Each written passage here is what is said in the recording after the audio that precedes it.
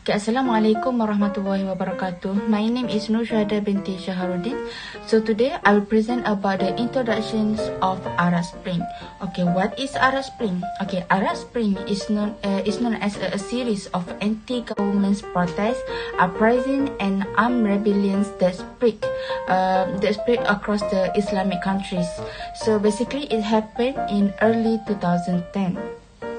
So how the Arab Spring happened? Basically, Arab Spring happened due the response to the corruption, economic stagnation, and Tunisian revolution.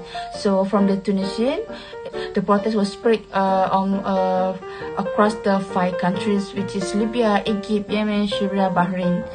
Okay. Basically, in Arab Spring, we can know a lot of things, which is what is the factors that lead to the Arab Spring, implications of Arab Springs, and recommendations how to avoid the Arab Spring itself. So basically, we can see from the Arab Spring itself, which is the factors. It can be from the social media. It can be the pressure from within, because anything the factor that related to the Arab Spring, it can cause the continuous of Arab Spring that will happen and spread around the Islamic countries. Assalamualaikum warahmatullahi wabarakatuh. My name is Halimatus binti Zainal Abidin, and I will continue today's presentation on the background of Arab Spring. So basically, as we all know, Arab Spring is a collective event regarding to anti-government protests that happened within the Arab world. So basically, as we all know, although the Arab world is rich in regards to oil and gas and also other natural resources, it is still very, very high in regards to poverty level and also economic problems. So basically, in addition to that, there's a lot of political issues such as corruption, misconduct of power, and also misuse of government fund that happen within the authoritarian regimes during that time. So basically, all of these issues stack problems in regard to economy, political, social well-being that pressurizing all of the communities in the Arab world, eventually making them go against the government through this kind of action, which is protest. So basically, the first events that lead up to this Arab Spring is based in Tunisia. So basically, an individuals in Tunisia named Muhammad Bouazizi eventually go against the local authorities who treated him inappropriately. So basically, this action that he made eventually get an overwhelming support from the local citizen.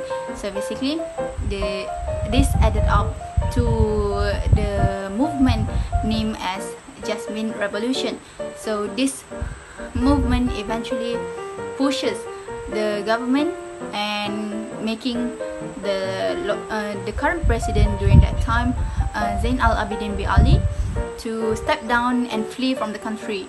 So this eventually helps the country to eventually turn from an authoritarian regimes to a democratic country.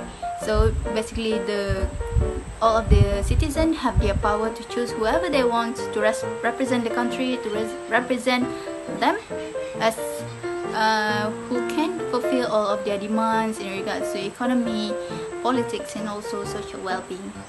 Moving on to the second country that eventually inspired by Tunisian Jasmine Revolution is Egypt. So basically, the youngsters in Egypt that was known to be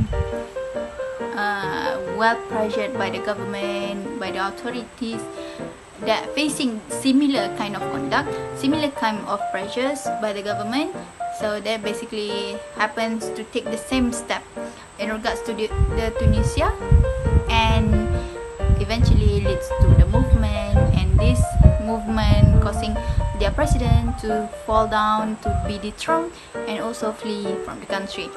This happens also similarly in other countries including Libya, Yemen, and Syria. So basically, there are still some uses of violence and also armed rebellions in regards to these Arab Spring events, and mostly the government counterattack towards this protester, and there are certain benefits and also bad effects regarding to this protest, this movement, these rebellions that happen towards the country up until now. But basically there are still changes that took place inside the country. Hi and Assalamualaikum. Now I'm going to proceed with the factors of Arab Spring. So basically, Arab Spring consists of three main factors, which are the immediate reason, the economic causes, and the social causes. Let's start with the first factors of Arab Spring, which is immediate reason. The first thing that caused of Arab Spring revolution is because the tragedy of Muhammad Bouazizi. Muhammad Bouazizi is a 26 years old fruit seller in Tunisia. He started with immolated himself as demonstration because his belongings were forcibly removed, and he was ridiculed by a female municipal officer, and his death has become the guide to the Tunisian people and other countries to start and against their government and the authority. Next, let's focus to the second factors of Arab Spring, which is economic causes. Economic causes can be looked into several terms, which are the food crisis, ridiculous fees that need to be paid by the people, and the unemployment rate, and so on. But in this situation, let's focus on the food crisis, because the food crisis and ridiculous fees that need to be paid by the people towards the government to get food resources are one of the economic causes that have made the dissatisfactions of people towards the government. Therefore, the Arab countries such Yemen, Egypt, Morocco and Tunisia has protests against governments because the inefficient governance of government regarding on food crisis that the government of Arab countries refuse to solve. Finally, the reasons for the Arab Spring are social causes. Social causes can also be seen through several factors, but the main reason that can be seen are in terms of political freedoms and economic inequalities. This is because the average country involved with the Arab Spring agrees that injustice in politics is the cause of the Arab Spring. Youth in the region back their governments to improve their socio-economic conditions by providing educational and work opportunities. However, the government chose not to listen, which led to rebellion in the Arab Spring. Assalamualaikum, my name is Hakimah Husna binti Othman. I will continue the presentation with the effects of the Arab Spring. The effect of the Arab Spring was the fall of prime ministers in some countries. It is where in Tunisia, the president was in power for 23 years, but he was kicked out after just a month of protest over. Meanwhile, in Egypt, it took just 18 days to get rid of Husni Mubarak after 30 years. Then, Egypt got their first democratically elected president, which is Mohamed Morsi, but his government was overthrown by the military. In Libya, Muammar Gaddafi was captured and killed after 42 years in power that led to civil war that is still going on. Yemen's president Ali Abdullah Saleh was exiled for 33 years, but the country remains more divided than before. The next effect of the Arab Spring was the end of the unaccountable government. Because of Arab Spring, the public can know that the Arab dictators can be eliminated through rebellion and not by military coups or foreign intervention. While many other authoritarian rulers managed to survive, they could no longer take it easy to get the people to agree. As a result, the governments around the region have been forced to carry out reforms, realizing that corruption, inefficiency and police brutality will never be rechallenged. Due to the Arab Spring that took place in North Africa and the Middle East, the public protest was no longer seen as a challenge but as a warning to the authorities about an uprising or revolution. The following effect of Arab Spring is economic uncertainty. Arab Spring has affected public anger towards youth unemployment and low survival. After the Arab Spring as well, the economy became more volatile. Due to the volatile Arab economy, foreign investors are afraid to invest as there has been a national debate on economic policy and most countries have no need. After that, Islamic regimes like ISIS joined section of the Arab Spring rallies. They using the movement against the Arab secular regime to advance their goal.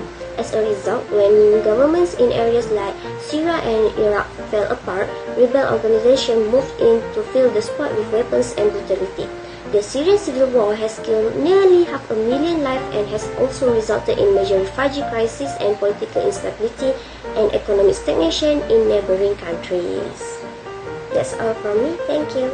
One of the recommendations for this case study is the government should implement the rule of governing system which benefits everyone. One of the example is democracy.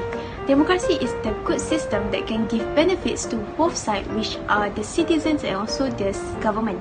And democracy is related to the people's voice, where the government will take public's opinion, and this can be done through election. Election occurred to choose the government and the head of the government that can rule the country. So this was the head of government, and also the government was chosen by the citizen during the election day. Thus, when the government implement the democracy, they must take people's opinion and complaint into decision making, because the citizens were the one who chose them. So when the government did not apply the good ruling government, it will create some protest, and this is what happened during the Arab Spring. Mostly countries in Middle East is more to anachronistic regime. They have full authority towards themselves, and the public do not have freedom to choose whatever they want to do. This has caused people to be unsatisfied and choose to protest against the government. Second recommendation is that the government should create a harmonious solution in order to curb the conflict in the country. A failed government will solve the problem of protesting with violence. Solution that can be taken is promote the agreement that can reach consensus for both parties, or take a legal action towards the protesters. For example, give single warning towards them when they are about to do the protest, and if they don't listen, the government should give punishment to them according to the law. So a good government cannot perform violence towards their citizens. However, in Arab Spring, mostly the countries add violence towards the protester. For example, Tunisian government thought to end the street demonstration with violence. Other than that, thousands of pro-democracy protesters were beaten by the Morocco police during the Arab Spring. So that's the two recommendations for this case study. Thank you. Okay, throughout of the study, we can conclude that Arab Spring giving a big impact to the Arab countries. This is because we can see from the Arab Spring history, Arab Spring background, factors. There is a lot of factor. We can see that from the corruptions, authorism, and others, where it show that actually happen in Arab countries. Okay, so it is important to other people outside the Arab countries to know about what happened in Arab country, because some people, the Arab countries, there is no conflicts or issue happen, but opposite from that,